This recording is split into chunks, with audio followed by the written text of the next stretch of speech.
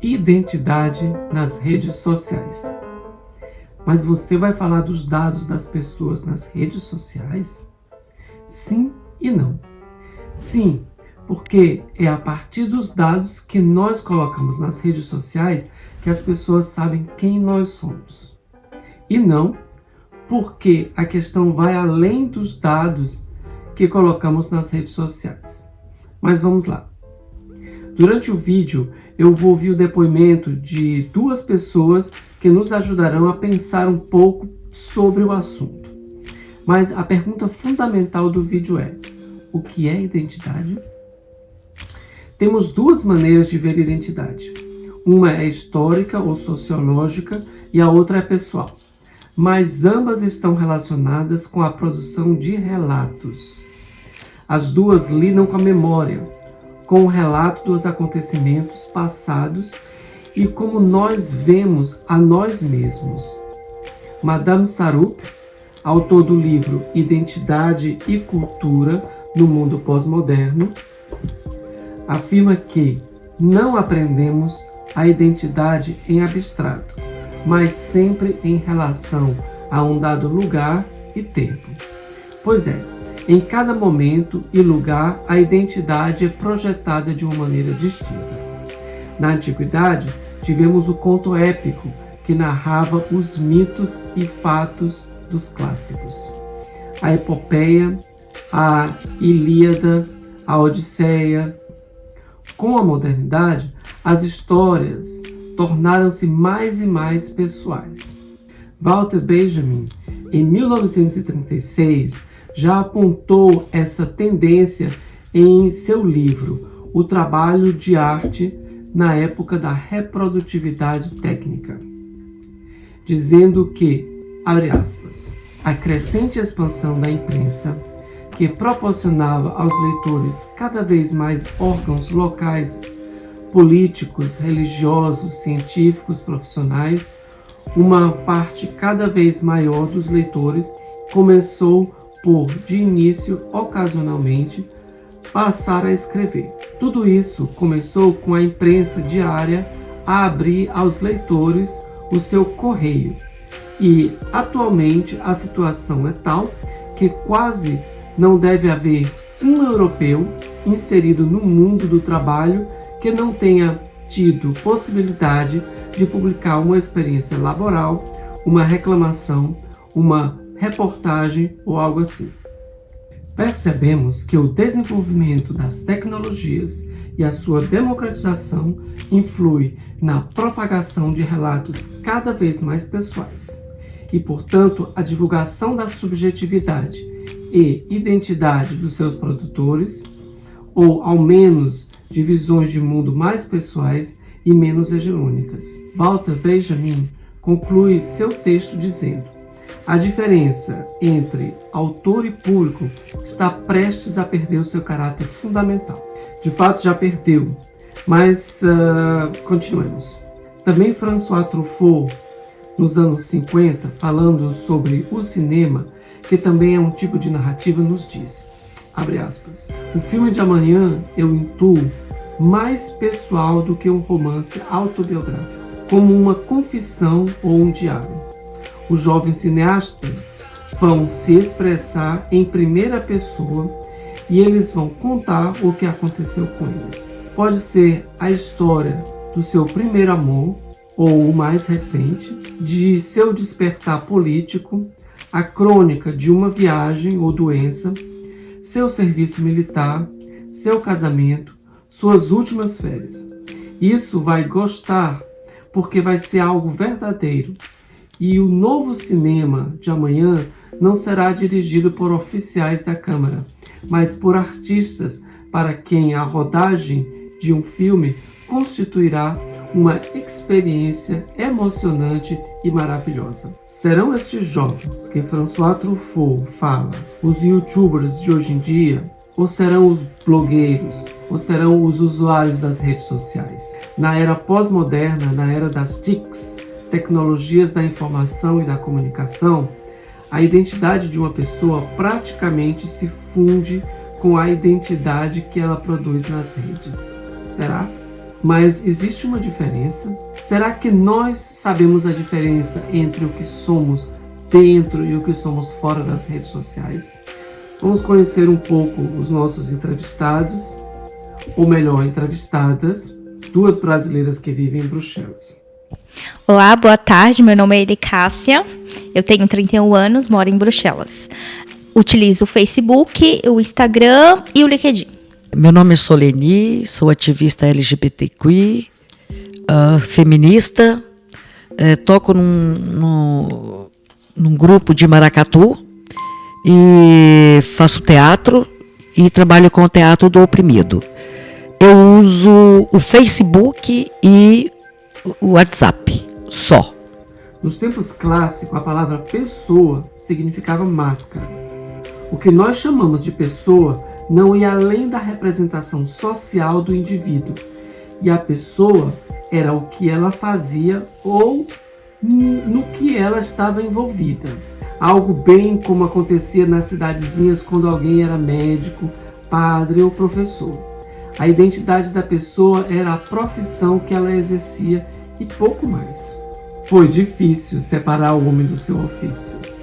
A noção de pessoa com uma dimensão interna e externa só surgiu com o advento do cristianismo. O sociólogo Manuel Castells fez uma distinção entre identidade e papéis.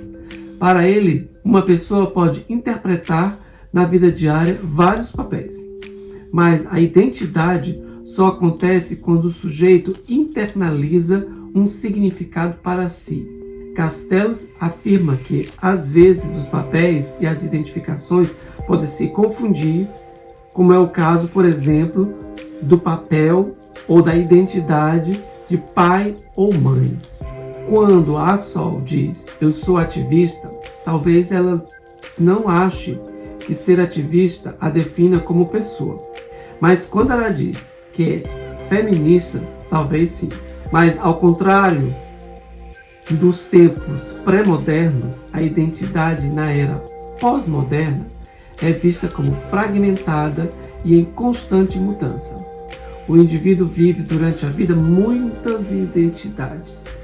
As identidades também não estão regidas por normas rígidas, códigos de conduta ou dogmas impostos como nos tempos pré-modernos. Continuaremos um pouco mais com nossas entrevistadas. Conheçamos os interesses de Sol e Elicássia nas redes sociais. Eu uso as redes sociais para divulgar o meu trabalho enquanto ativista, enquanto feminista, nas apresentações que eu faço do maracatu e nas apresentações teatrais. Então eu uso mesmo, pessoal é pouco. Facebook, Instagram, nenhuma utilidade útil, eu diria, mas o LinkedIn eu utilizo para me atualizar do mundo acadêmico, do mercado de trabalho. No Facebook eu não costumo postar fotos. Eu compartilho algumas notícias agora, nesse momento da Copa do Mundo, e eu vejo memes. No Instagram eu costumo postar alguns stories, mas não todos os dias. Só quando eu viajo, faço alguma coisa que eu considero importante, que eu considero legal, eu faço uma story ou outro. Mas eu não sou o tipo de usuário que posta um story, sei lá, do meu prato de comida ou uma coisa todos os dias. Como vimos, as redes sociais podem prestar-se a vários usos e dar respostas a vários interesses pessoais e profissionais, facilitando a integração e a comunicação. Mas também notamos que certos indivíduos tendem a projetar nas redes sociais partes de suas vidas com as que estão satisfeitos ou enfatizam outras partes que eles querem melhorar, como é o caso profissional. O raro é que a parte profissional e a parte pessoal se misturem. Isso mostra exatamente a construção da identidade pessoal nas mídias sociais como algo altamente constituído socialmente. Por que isso acontece? nós não estamos somente interessados em publicar algo só por publicar. O interesse maior está no outro. Quando publicamos, queremos a atenção de certas pessoas, porque queremos construir o nosso eu para ou em oposição ao outro. A isso chamamos de alteridade. O eu precisa do outro para existir, seja porque nós nos construímos em oposição ao outro, seja porque nós nos construímos para o outro, para que o outro goste, para ser diferente do outro. Ao fim e ao cabo, o eu precisa do outro para existir. Assim, de alguma forma, nós somos nós, mas somos também os outros.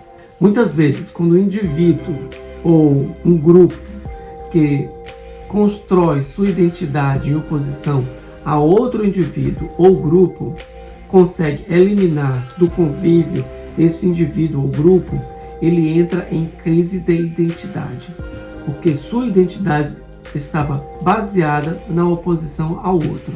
O desaparecimento do outro, aí, é o desaparecimento do eu, pois a minha identidade dependia da identidade do outro, ainda que fosse para me mostrar como diferente. Vamos a outra pergunta a nossas entrevistadas. Saibamos como elas não querem que as pessoas as percebam nas redes sociais. Como alguém fútil. Bom, eu não divulgo nada sobre minha vida pessoal. Não. Quando eu não quero que só os amigos vejam o que eu publico, eu vou lá por meus amigos, tiro do público, entendendo? Ou só para uma pessoa que eu mando a divulgação, o recado. Bom, o que está claro é que nas redes sociais estamos mais conscientes do quanto nossa imagem é uma construção e que esta construção pode comprometer demais como somos percebidos pelos outros. Assim, estamos em outro aspecto da identidade. Não basta se sentir de um jeito ou de outro. As outras pessoas também podem lhe perceber de forma diferente. Parte de quem nós somos depende de como as pessoas nos percebem.